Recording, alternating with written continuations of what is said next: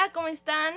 Como pueden ver, yo no soy el host de Vocesota que siempre escuchan. Yo soy Jimena Berriel y decidimos cambiar un poco el formato. Entonces, el día de hoy vamos a platicar de un tema muy importante que no se ha hablado antes, que es nutrición comunitaria. Y pues estoy muy emocionada de este tema. Quédate que este es NutriSapiens.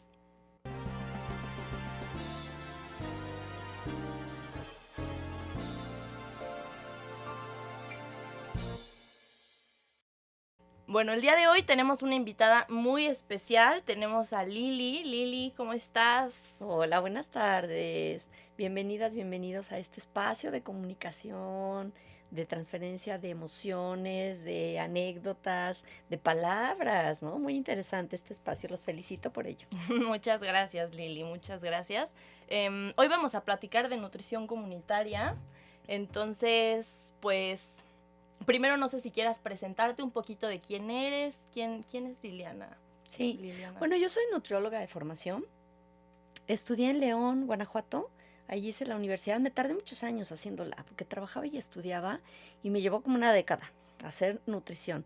Pero fui la más feliz mientras estudiaba y trabajaba. Eso me permitió como definir bien qué área me gustaba de la nutrición, que en ese entonces no me vas a creer, pero incluía nutrición animal en mi universidad donde estudiaba. Entonces Órale. podía hacer nutrición animal, que te enfocaras un poco más en eso, nutrición comunitaria, y estaba la clínica y servicio de alimentos, que siempre hay como de oferta en muchos lados. Ujú. Y yo como que venía perfilándome hacia la comunitaria más que hacia la clínica, y venía ya pensando dónde me iba a ubicar en el trabajo social, en el servicio social, dónde me iba a ubicar para las prácticas, qué quería hacer, dónde me veía, ¿no? Y eso me sirvió mucho en ese ejercicio.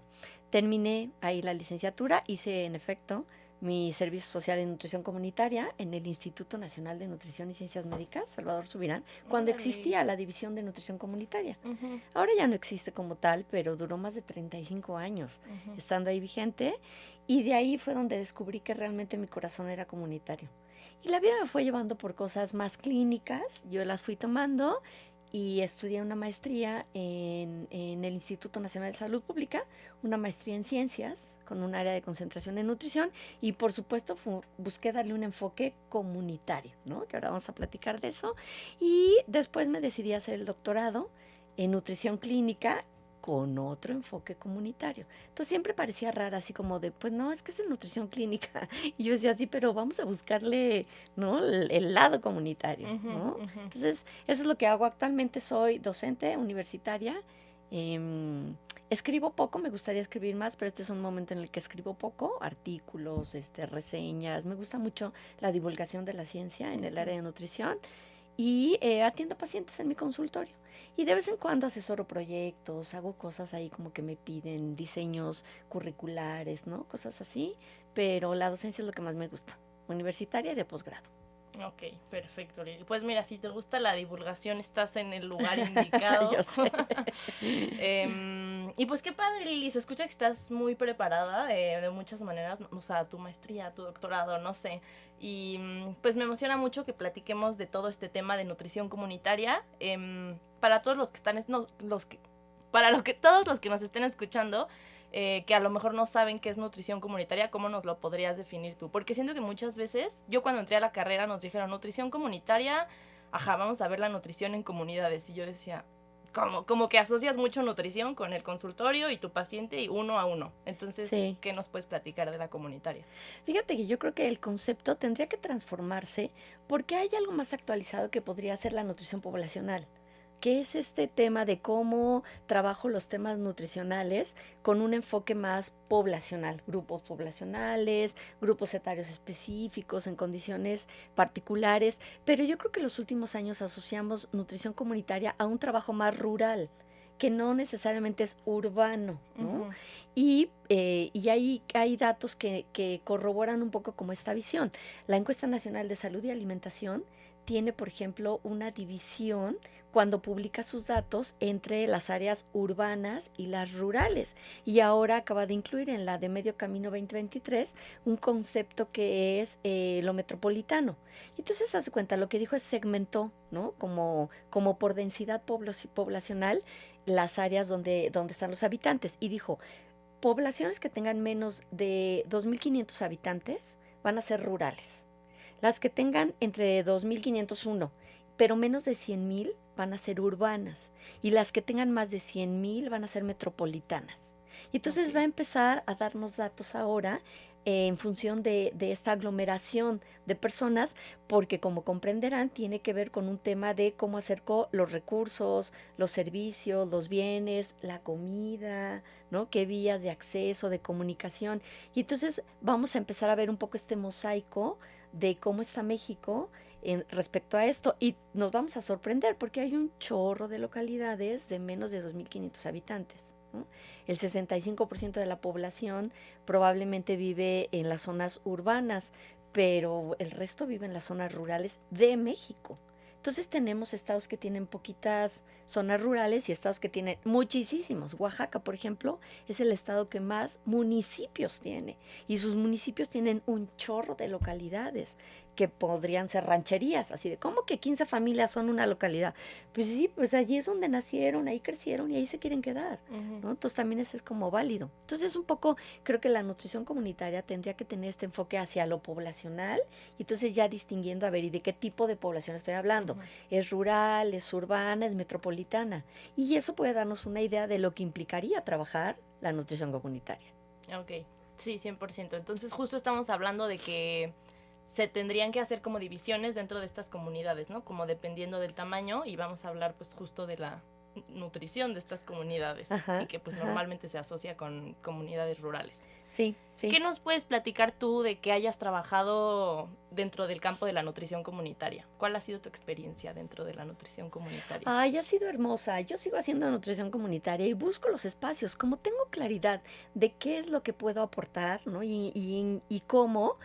Y entonces estoy buscando cómo hacerlo. Mis primeras experiencias fueron, el Instituto Nacional de Nutrición tenía un centro de investigaciones en Temascalcingo, que es el Estado de México. Y este centro de investigaciones surgió como en los 70s, y es donde se hicieron los primeros estudios sobre lactancia materna, en este sentido de composición de la leche, de número de tomas en mujeres mexicanas rurales, ¿no? Para saber qué es lo que estaba pasando.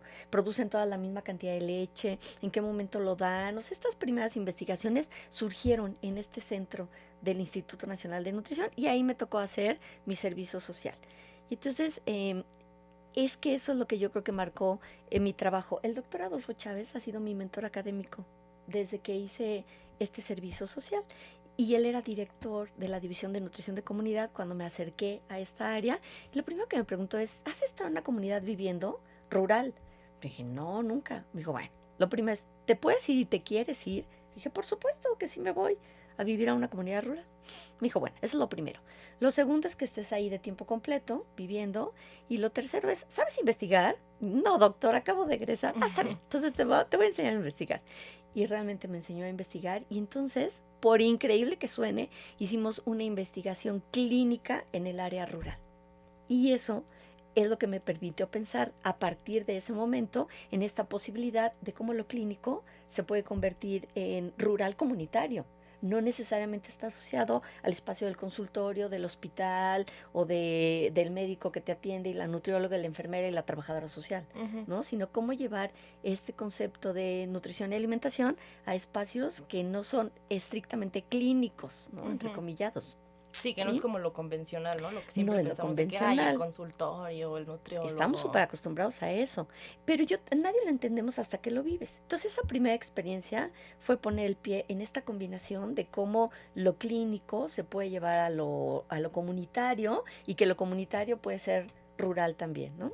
Y a partir de ahí seguí trabajando con el doctor Adolfo. Me invitó a un proyecto en Morelos y me fui a vivir a Morelos, y ahí no vivía en la comunidad, ahí ya estaba, yo vivía aparte, y de Morelos fuimos a trabajar a Chiapas, y después trabajamos en Calakmul, en la Reserva de la Biosfera, y después me regresé a Morelos, pero a mí me dicen rana y yo brinco. O sea, Sí, tú eso así de, veo. ¿puedes ir y asesorar, no sé, un proyectito en Hidalgo? Así, claro. Y tengo como todo esto que uno a veces estudia demasiado, que cuáles son los indicadores que van a dar el diagnóstico, que cómo le vamos a hacer con los diagnósticos participativos para que la comunidad, ¿no? Reconozca sus necesidades y adopte lo que tú le vas a compartir de información, y lo que vamos a hacer con los resultados. Increíbles las experiencias. Y yo hoy en día mantengo ahí proyectitos chiquitos en las comunidades de Morelos, trabajé en la zona oriente, que es Yecapixtla, Tetela del Volcán, Cuituco, y eso me gustó mucho. Y estando ahí, fui directora de un DIF municipal, porque yo criticaba horrible a las instancias de gobierno, todos los tiempos, ¿no? Así no hacen nada, nunca les dan dinero, o sea, ya sabes. Ajá. Y hasta que un día tuve la posibilidad de probar y dije, pues voy a probar porque no lo conozco.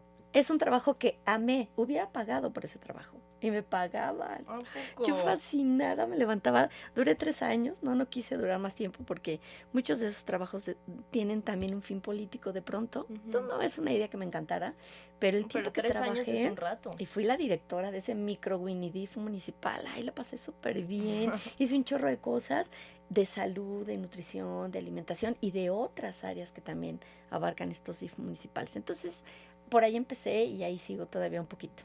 Muy bien, Lili.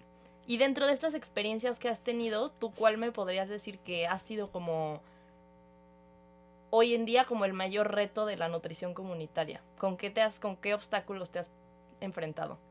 Fíjate que yo creo que una de las principales cosas a las que uno tiene que enfrentarse y resolver, porque se pueden resolver, es a salir de la zona de confort de tu casa.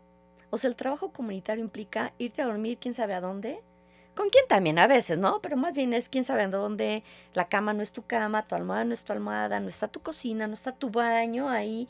Todas esas cosas parecen ridículas, pero es lo primero a superar, ¿no? Una cosa simplísima es, yo voy del trabajo comunitario de un punto a otro de la comunidad o de una comunidad a otra, y en medio del camino me anda el baño.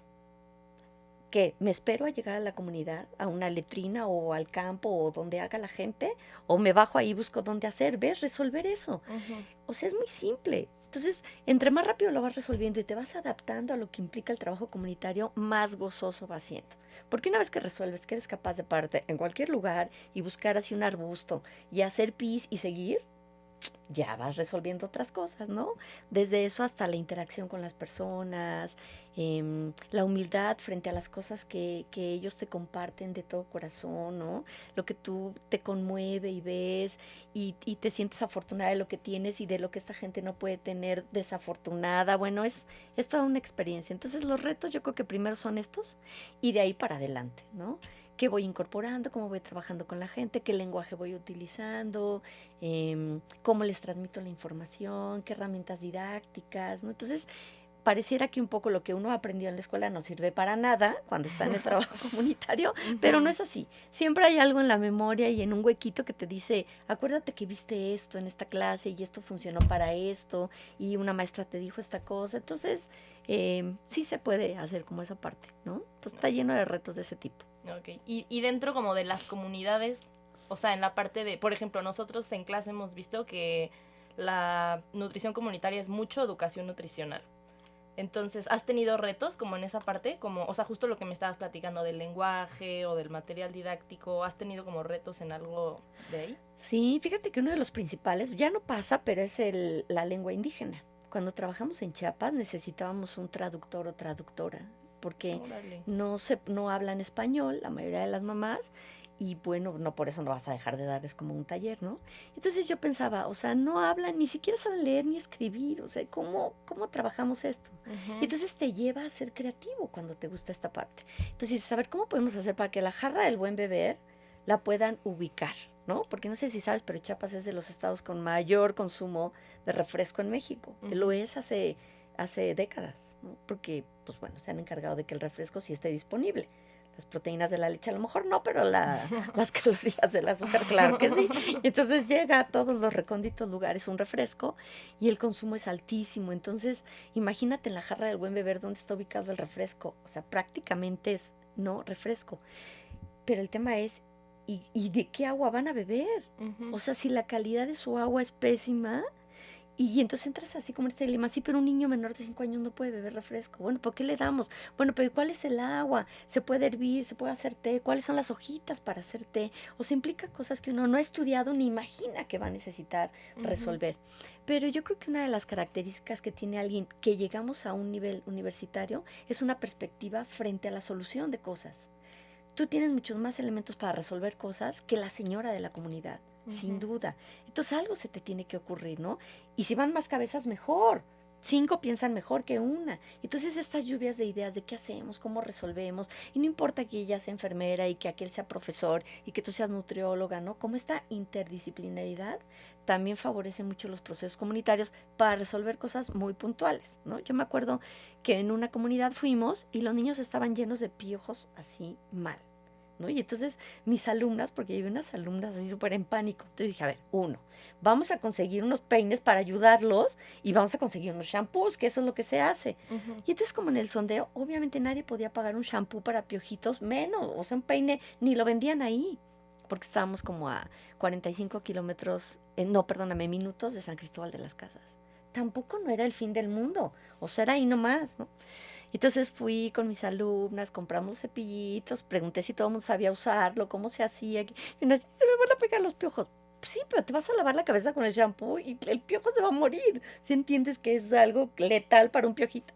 Bueno, sí, una vez superado como ese tema, despiojamos a todos los niños, que eran como 25, porque uno se brinca la cabeza del otro y a las mamás también despiojarlas y al papá sí se dejaba y casi que la abuelita también, ¿no?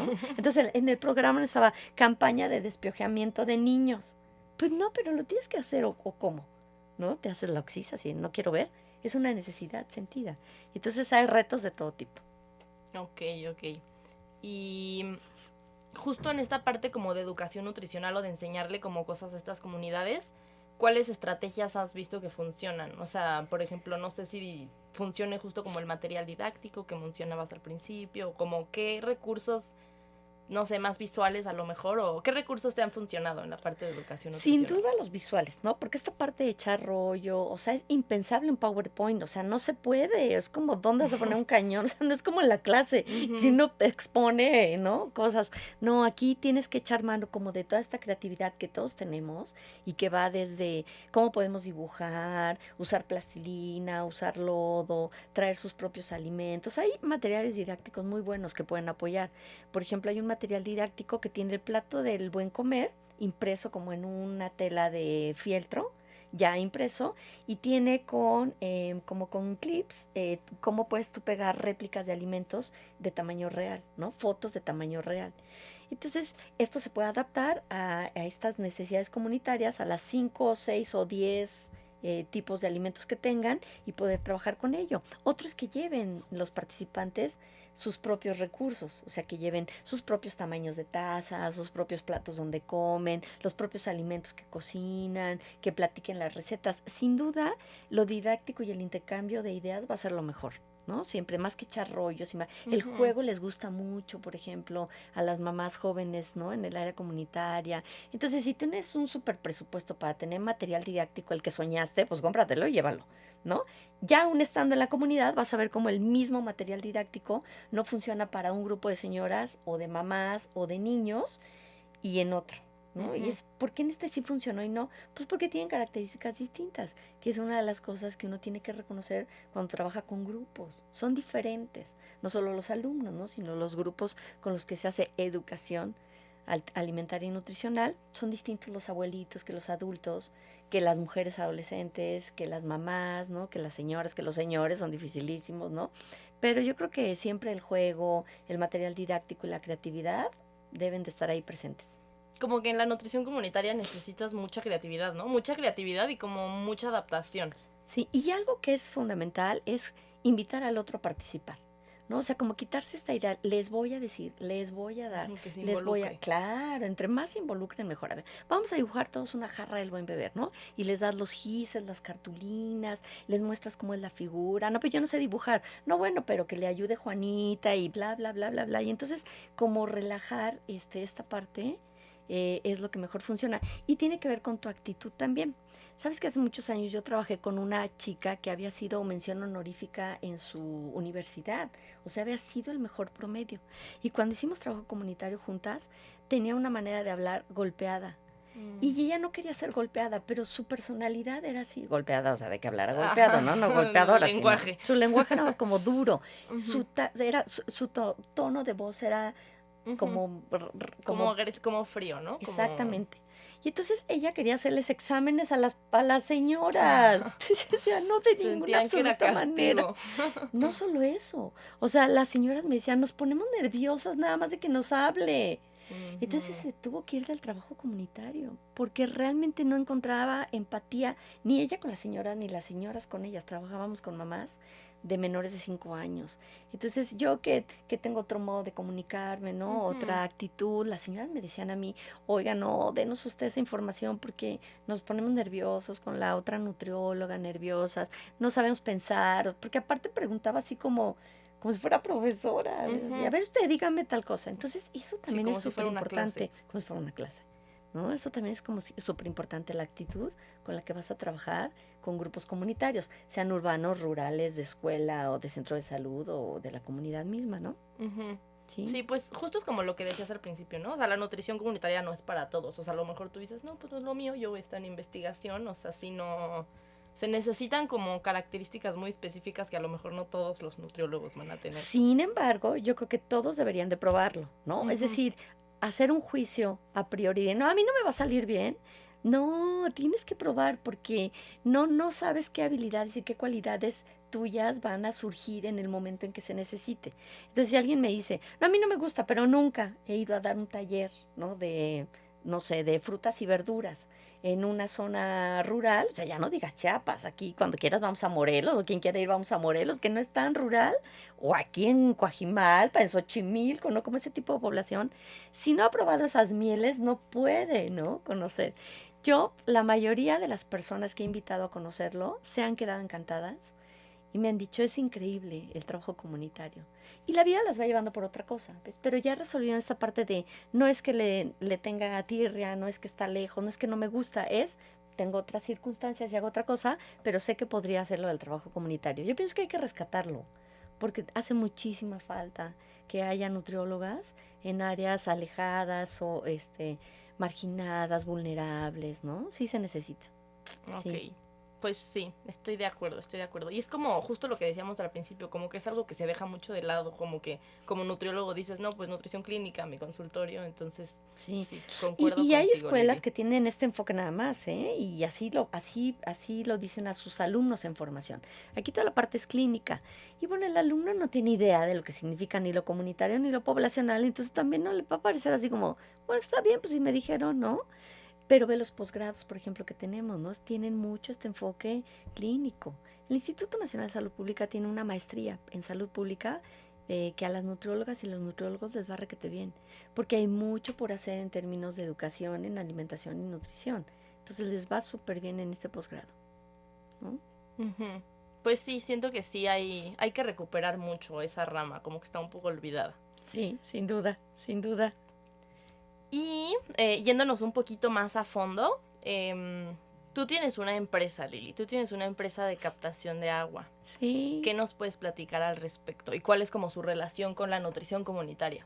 Fíjate que yo ni quería ser emprendedora, ¿no? O sea, yo realmente estaba haciendo otras cosas en la vida, pero en el tema de desnutrición infantil, porque siempre me ha gustado atender a este grupo poblacional de menores de 5 años, desde que estudié, me encantaba como esa idea de qué podemos hacer, ¿no? En esa época donde yo estudié no teníamos tan claro que los primeros 1000 días eran fundamentales, intuíamos que por ahí venía. Hoy tenemos pruebas contundentes de que los primeros 1000 días son importantísimos y empiezan en el día 1 de la concepción y llegan hasta los 2 años. Entonces en esa época pues identificábamos las ventanas de oportunidad para que los niños pudieran corregir lo que fuese corregible y mejorar, ¿no? su vida futura, porque esa es una de las apuestas. Y trabajando de nutrición infantil nos dimos cuenta que uno de los componentes importantes que no tenían solucionado estos niños era el acceso a agua segura o agua limpia. Ya no digas potable, ¿no? Que potable es toda una serie de características que deben de, y normas que deben de cumplirse según la Organización Mundial de la Salud. Tener acceso a agua segura, que es agua limpia, agua con la que te puedas lavar la cara, lavar las manos, los dientes, la ropa, asear la casa, limpiar los alimentos, ¿no? De ese tipo de agua hablamos. Y entonces pensábamos, bueno, ¿por qué no tienen agua? No, pues porque viven en el cerro y no llega hasta allá la toma de agua. ¿Y qué hacen? No, pues bajan una vez al día por agua a la llave pública de la comunidad. O van al ojito de agua al que está a media hora, ¿no? O hacen diferentes estrategias, donde curiosamente siempre esas estrategias las solucionan las mujeres y los niños. Y son los que invierten tiempo de su vida en el acarreo de agua. sea porque van a la llave pública o sea porque van al ojito o al manantial o lo que sea, ¿no? Y así van resolviendo cómo tener agua dentro de la casa. Entonces pensamos, debe de haber una manera más fácil, no sé, captar el agua de lluvia, pero te hablo de hace 25 años, o sea, esto surgió como en el 98. Entonces era, pues bueno, a ver si la captamos. Bueno, ¿y qué hay que hacer? No, pues que hay tecnologías alternativas para captar agua de lluvia, para utilizar recursos comunitarios, para hacer casas más con recursos de la comunidad. Y llegamos a la captación de agua con ferrocemento, que es una técnica que se hace artesanal y se puede hacer con mamás, justamente, ¿no? Y entonces era un cilindro de una técnica donde tú haces como un rotoplas, pero de cemento, y lo primero que hay que hacer es tejer una electromalla que lleva en la base una tela de gallinero conejeras, ¿viste esta de rombitos donde se ponen los pollitos? Lleva una base abajo de eso, después arriba la electromalla y arriba otra base de gallinero conejera. Y se hace un tejido horizontal en el piso de 8 metros, porque cada cuadrito de la electromalla tiene que quedar unido a cada vértice de la gallinero conejera para hacer como un sándwichito, para que aguante la presión del agua cuando lo levantes y formes un cilindro de manera vertical. No, pues las horas chacoteando con las señoras así, 15 días para hacer uno. Porque además ya que hiciste todo este tejido, se monta en vertical y se repella con cemento, con una mezcla de cemento, grava y arena, y se va aventando así con la cuchara y te avienta el cemento y te llenas las manos y te ríes y las señoras participan, es una risa. Pero 15 días teníamos 500 niños bajo vigilancia nutricional. Entonces cuando hicimos cuenta dijimos, no vamos a tardar 20 años en hacerle un captador a cada niño. Debe de haber una manera más rápida. Y la idea era captar agua de la lluvia, ¿no? Para que no tuvieran que acarrearla ni bajar cada rato. Y nada más llueve temporalmente, no llueve todo el año en muchas comunidades. Y entonces el director de la asociación donde trabajábamos, que es todo un personaje y un genio, empezó a pensar cómo poder darle solución a esto. Y llegó, después de unos años, fue becado por una fundación que se llama Ashoka para poder conseguir esta solución de cómo hacerle. Llegó a la construcción de unos moldes de metal. Él nos dijo al principio, vamos a hacer una en un día. Y nosotros, sí, claro, ahorita. Y llegó a la construcción de unos moldes de metal que se montan en el lugar donde se va a hacer el captador, se construyen y se desmoldan al otro día. Entonces realmente podemos hacer una en un día, con un molde. Y como nosotros empezamos a fabricar el molde, pues imagínate, si hago 10 moldes, puedo hacer 10 en un día. Si tengo 5 moldes, hago 5 en un día. Pues si hago 25 moldes, tengo 25 en un día. Y así empezamos a construirlas. Vendíamos el molde primero, porque todos éramos un médico, nutriólogas, trabajador social, ¿no? Internista, psicóloga. O sea, nadie era así un vendedor, ni tampoco era un, no sé, un empresario, nada. Y nadie nos compraba el molde. O sea, íbamos a tocar puertas a los DIF, a las cooperativas, así, oigan, cómprense su molde para que le hagan a todos los socios, a todas las señoras, a todos los niños. Y a nadie le interesaba. Entonces ya estábamos dejando el proyecto por la paz y decíamos, vamos a dedicarnos a otra cosa. Cuando volvieron a asesorar al director que había diseñado el molde y creamos una empresa. Entonces todos los que habíamos trabajado en el emprendimiento del diseño, dijimos, pues vamos a hacer una empresa. Y nadie quiso. O sea, yo sí. Y fui la única que se unió con él y otro socio más. Y nadie más quiso, porque era formar una empresa legalmente, o sea, una pyme, como ahora se llama, y entonces empezar a trabajar en vender el producto terminado, que era el captador, y a quién se lo vendemos, y cuánto cuesta, y cuántas hacemos. Entonces llevo 25 años casi haciendo eso, y hace unos años, en 2015, ganamos una licitación para hacer en Bolivia captadores de agua, y nadie es profeta en su tierra. Y entonces hicimos 1,200 captadores en un año. Y nadie nos quería creer, o sea, así de... Pero nos llevamos 10 moldes por barco a Bolivia. O sea, ha sido más difícil transportar esos moldes, así de que para qué los quieren, que qué son, que es de metal, que bla, bla, bla, bla, bla, bla, bla, que cualquier otra cosa. Pero trabajamos en 90 comunidades de la zona más pobre de Bolivia y calculamos que se beneficiaron como unas 25,000 personas con este proyecto. Lo pagó el Ministerio de Medio Ambiente y Agua. Y nos fue súper bien, aprendimos muchísimo. Son proyectos de mucha magnitud, ¿no? Porque Bolivia tiene una geografía distinta a México, entonces fue todo un reto hacer 5 captadores en una localidad y en otra 20 y en otra 4 y en otra 2, ¿no? Y así fue como llegamos a 90 comunidades y estos 1,200 captadores. Y fue maravillosa la experiencia, increíble. Y a partir de ahí dijimos, no deberíamos de desistir y deberíamos de seguir siendo una empresa. ¿no? Entonces nos la pasamos tocando puertas para ver quién quiere un proyecto de captadores de agua de lluvia, ¿no? Ahora que se puso de moda, en esa época no lo era, la necesidad vino por otro lado, pero ahora que se puso de moda, este tema de sustentabilidad, de medio ambiente, de cómo hacerle, ¿no? Y cuando lo empezamos a hacer, empezamos a ver resultados en los niños, en términos nutricionales, solo así de verlos. Y entonces dijimos, vamos a medirlos, ¿no? Y en esta última experiencia de Bolivia, hicimos una intervención, hicimos un diagnóstico antes de que hubiera el captador en una comunidad súper chiquita que se llama Torotoro, perdida en el mapa. O sea, si alguien algún día lo ve, vaya, porque en Torotoro hay unas huellototas de dinosaurio. Cabeza acostada, con eso digo todo. Tengo una foto así donde me acosté en la huella del dinosaurio. Gigantes. Enorme, y nadie lo conoce. O sea, y uno piensa, ¿cómo llegó un dinosaurio aquí? O sea, ¿en qué momento puso su huella? Estamos hablando de millones de años. Alejadísimo. Bueno, en esa comunidad hicimos un diagnóstico previo sobre el tema de salud infantil, luego implementamos los captadores, fueron 25 captadores en esa comunidad, y luego un año después del uso de los captadores volvimos a medir los indicadores. Increíble lo que se logra. Un dato, por ejemplo, de los más bonitos es, antes de la intervención, los niños tenían al año más o menos 17 episodios de diarrea. Un menor de 5 años. Episodios, o sea, no los días que duraban, no cuánto. Episodios de diarrea, así como cuántas veces le da diarrea al año. No, pues sí, se enferma mucho. A ver, se enfermó el mes pasado porque luego lo llevé, porque 17. O sea, más de una vez al mes. Por supuesto, más de una vez al mes. O por lo menos todos los meses un episodio, ¿no? En promedio. Hicimos y medimos igual lavado de manos. ¿Cuántas veces se lava las manos un niño al día? No, pues una, si bien le va. ¿Y los dientes? No, pues como cada 2 días. Así de, por supuesto tienen dentaduras tremendas, ¿no? Muy poco conservadas, pero bueno.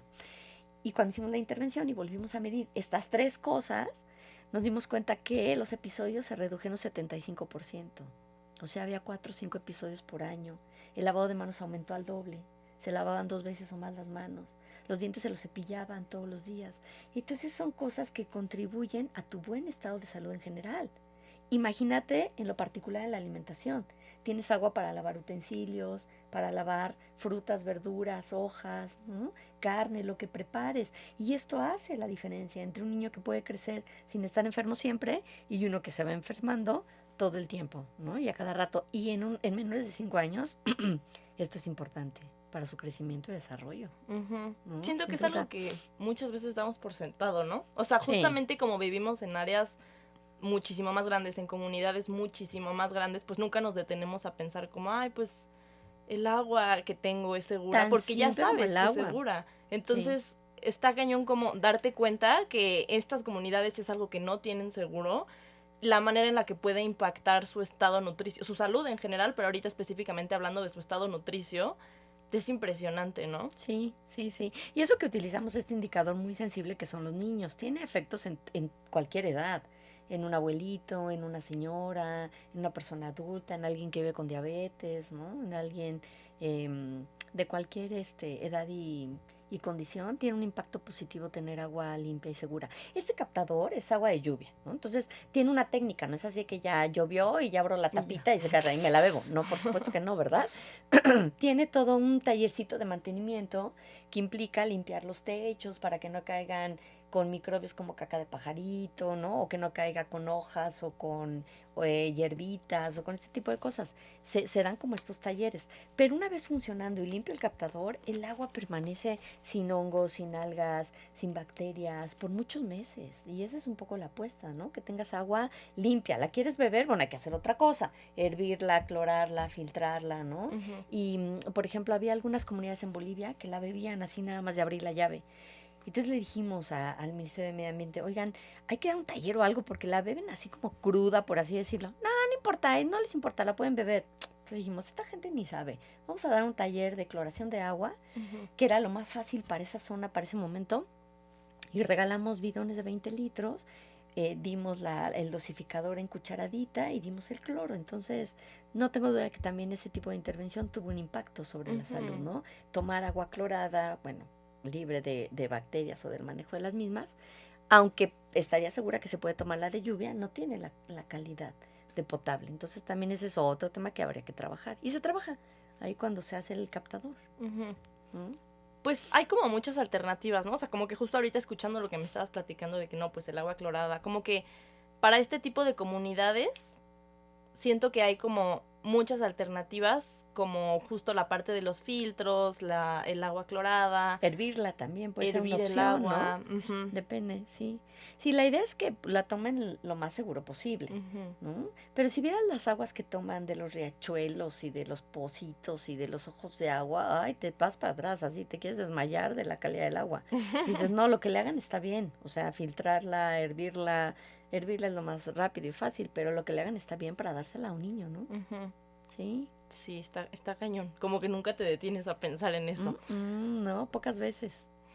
¿Tú crees, Lili, que yo, o sea, se cuenta, yo ahorita que nosotros estamos en un contexto justo de una comunidad pues completamente diferente a las comunidades de las que estamos hablando? ¿Tú crees que yo debería de preocuparme por la nutrición de mi comunidad? O sea, yo como una persona que vive en un área, en una comunidad metropolitana. Sin duda, sin duda. Pero debes empezar a preocuparte por la tuya primero, ¿no? Porque nadie quiere predicar con el ejemplo y es la mejor manera. O sea, debes empezar a preocuparte de si comes frutas y verduras todos los días, de si tomas la cantidad de agua suficiente, de si controlas los ultraprocesados que están en todos lados apabullantemente. O sea, lo primero empieza en una misma, ¿no? O en uno mismo. Decir, a ver, ¿qué prácticas puedo cambiar? Y reconocer cuáles son fáciles, cuáles son difíciles, porque en la medida en que hagas esta introspección, decir es que es muy complicado lo de los ultraprocesados, están en cada esquina. Sí, pero hay que hacerlo un día, otro, cuando se pueda, como se pueda. Esto te va dando ideas para trabajar después con la familia, que son los peores. O sea, en la familia, todo el mundo cuando estudiaste nutrición y quieres implementar buenos hábitos, está ahí como quejándose de todo, ¿no? Tú que estudiaste nutrición, así es que el paso es saltársela, ¿no? Seguir adelante, ¿no? Porque son los que menos caso hacen y después empezar a ver en quién y cómo puedes incidir. Yo lo que recomiendo es, si tú vas a una fiesta de 15 años y tu tía Juanita se acerca y te pregunta, ay, mijita, ¿tú que estudiaste nutrición? ¿Por qué no me haces una dieta? Claro, tía Juanita, sacas tu tarjeta, ¿no? Y la atiendes en un espacio adecuado para atenderla. Ujú. Vas a su casa y le das la consulta, la llamas a un consultorio, la traes al consultorio de la escuela, pero darle como una cara más formal al tema de educación en nutrición sobre todo. La consejería, pues cada rato te van a preguntar desde compañeras de trabajo, ¿no? Los que te conocen, los que saben que estudian Ujú. nutrición. Y yo creo que hay que reconocer, bueno, la voy a aconsejar y le voy a decir esto, pero tiene posibilidades de que trabajemos más educación en nutrición y crear el espacio para que esto se pueda dar, ¿no? Pero sí deberíamos de preocuparnos, sin duda sí. Sí.